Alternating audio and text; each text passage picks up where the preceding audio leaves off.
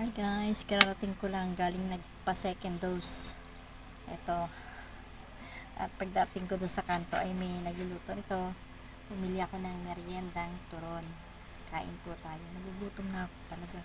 Nagugutom ako bago ako umalis dito. Kumain naman ako ng kanin. Kaya lang maaga pa yun.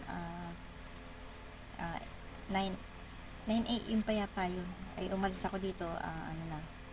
Mag-aalauna na. Tapos pagdating ko dito, nakaramdam na ako ng gutom. Tagal ko kasi naghintay doon. Kain tayo ng turon. Sarap ang turon. Ito, ano ko muna na siya ng tissue. Babalutan ko muna siya ng tissue. Ayan. Malagkit.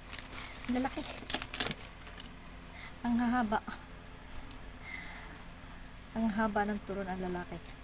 Ngayon lang ako nakabili ng turon doon. Dati banana Q, kamuti Q. Ngayon ay turon naman na nabili ko. Wala kasi medyo nasunog na nga. Tikman natin.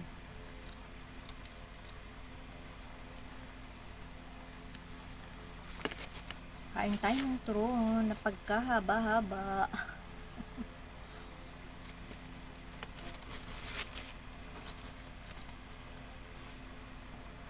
Masarap naman.